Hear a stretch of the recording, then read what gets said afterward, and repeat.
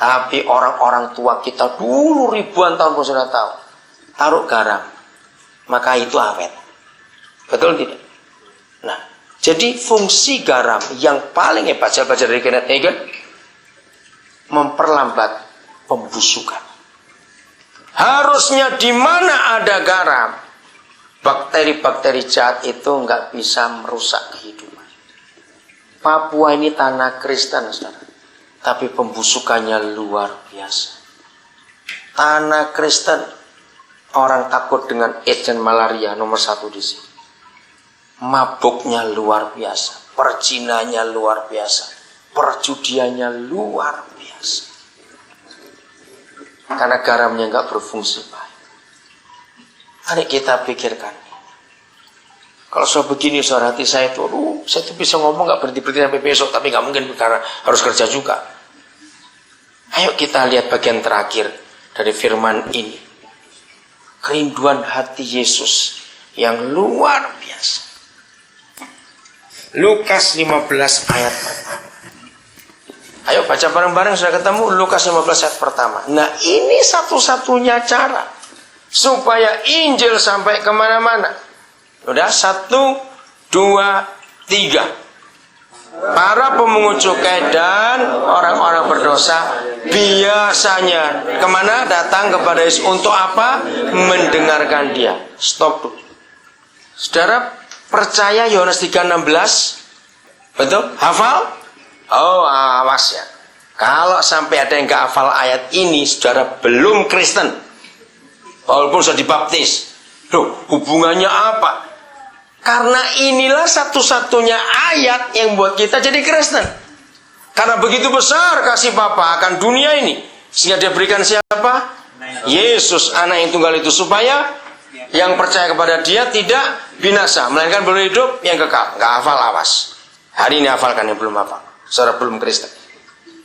Nah, seharusnya gereja berjuang habis-habisan untuk mewujud nyatakan Yohanes 3:16, betul tidak?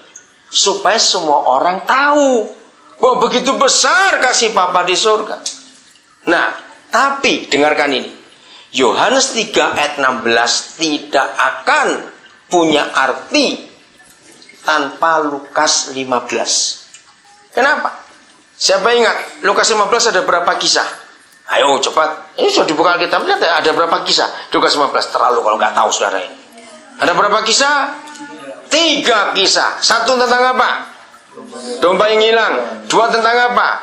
Uang yang hilang. 3 tentang apa? Anak yang hilang. Tapi semuanya happy ending, katakan amin. Semuanya ditemukan. Dan satu-satunya tulisan di seluruh kitab suci kita yang menjelaskan kapan dan bagaimana seisi surga akan bersorak-sorai dengan sukacita, itu cuma Lukas 15. Kapan surga bersukacita menurut Lukas 15? Kalau ada apa? Ayo cepat, kalau ada apa? 1 orang berdosa bertobat. Jadi Yohanes 3:16 tanpa Lukas 15 nggak akan ada arti. Saya akan memberikan saudara sebuah pertanyaan, tapi jawabannya multiple choice, A dan B. Pilih ya. Dengar pertanyaan ini. Dengar. Setelah saya ngomong begitu panjang. Menurut saudara, dengar ya baik-baik. Bapa di surga dan Tuhan Yesus itu lebih suka dan lebih senang A, dibuatkan gedung gereja yang megah dan ibadah yang wah. Tahu kata yang wah ya? Yang spektakuler, yang hebat. Panggil artis, panggil band, sound system yang mahal semuanya. Atau B, kita carikan orang-orang berdosa itu supaya percaya dia. Jawabannya A atau B? Yang betul? Betul? Oke. Pertanyaan berikut. Tapi gereja buat yang mana? Nah, namanya apa ini? Ngawur semuanya. Tahu mana yang benar. Kenapa kita buat yang salah? Lukas 15 adalah kriteria gereja yang sesungguhnya. Apa itu? Saudara garis bawahi kata biasanya di ayat 1. Ketemu tadi kata biasanya, coba lihat. Para pemungut cukai dan orang-orang berdosa Mereka itu dua kelompok. Kalau istilah sekarang sosiologi itu kelompok marginal yang terpinggirkan.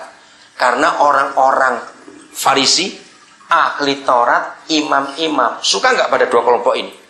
Oh enggak. Mereka kalau lihat ada orang di jalan langsung minggir. Karena orang jahat, orang berdosa, nggak usah diurus. Bayangkan, kelompok marginal ini justru yang biasanya datang kepada Yesus untuk mendengarkan dia. Coba beri saya kalimat lain. Kata biasanya apa? Cepat, satu. Biasanya itu apa? Ayo, biasanya apa? Yang? Bukan, biasanya. Kata lainnya apa? Sering. Terus? Ada lagi banyak. Selalu, suka. Apalagi? Sering, selalu suka. Kebanyakan. Apalagi cepat. Keluarkan semua. Mayoritas. Apalagi? Biasanya. Umumnya. Ada yang lebih tepat lagi. Biasanya. Ayo cepat.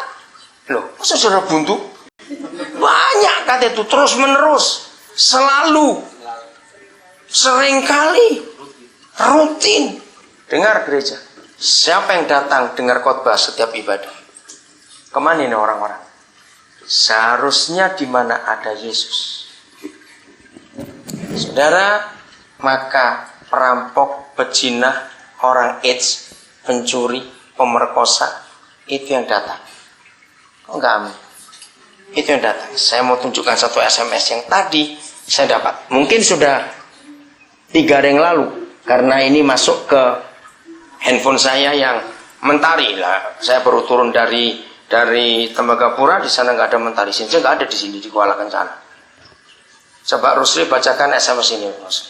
Saya kaget dapat SMS ini. Saya merenung tadi pagi baru dapat. Bacakan. Tunggu.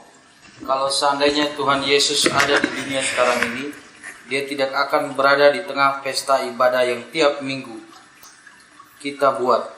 Tapi dia akan berada di kaum pelacur, gay, dan orang berdosa. Saudara bisa berkata amin tentang SMS ini. Seandainya dia ada di sini hari ini, dia nggak akan ada di kumpulan kita ini. Dia lebih sering ada di terminal, di pasar, di gorong-gorong, di tempat yang lain. Karena disitulah orang membutuhkan dia. Kenapa Yesus kita kurung di ibadah kita saja? Di gereja. Kenapa? Nah, ketika mereka ini datang, makan bersama dia, mendengarkan. Lihat ayat 2 bunyi apa Lukas 15? Lihat ayat 2 bunyi apa ayat 2? Nah, bersungguh-sungguh tentang siapa? Itu tokoh-tokoh agama. Itu rohaniawan zaman sekarang ini. Bersungguh-sungguh. Tuhan Yesus tahu nggak waktu dia dirasanin? Tahu kata dirasanin? Lagi diomongin Yesus tahu nggak? Oh, sangat tahu. Jangan lagi ngomong dalam hati. Saudara masih ingat di Lukas 7 ada kisah yang menarik. Suatu hari Simon orang Farisi ngundang Yesus makan malam. Masih ingat? Di tengah makan malam tiba-tiba perempuan masuk. Langsung nggak babi bu, nangis di bawah kaki Yesus, membasahi kaki dan matanya sampai basah banjir. Terus dia uraikan rambutnya yang diikat itu, diseka ada rambutnya. Enggak cuma itu, dia buka tabung botol minyak wangi emas semerbak bawah. Nah, Simon itu cuma ngomong dalam hati. Jadi enggak bergumam, enggak. Ngomong dalam hati Simon itu, si Farisi satu ini. Kalau dia nabi, pasti dia tahu orang apa yang memegang dia. Dikira Yesus enggak dengar. Maaf, ini cuma pemikiran saya. Saya itu sering ketemu anak-anak kecil. Jadi kalau saya ngajar pakai logika anak-anak supaya anak-anak nangkep. Saya bilang gini pada anak-anak, anak-anak, jangan lagi kamu ngomong dalam hati. Maaf ya, sebelum kita kentut, jadi belum kentut, baru mau. Yesus itu sudah tahu. Katakan amin. Betul, dia tahu. Apalagi ngomongin dalam hati. Nah, orang-orang Farisi ahli Taurat itu nggak suka. Kenapa kamu makan sama penjahat-penjahat itu? Ayat 3 bunyi apa? Bunyi apa ayat 3 coba? Ya. Nah, perumpamaannya adalah tentang apa?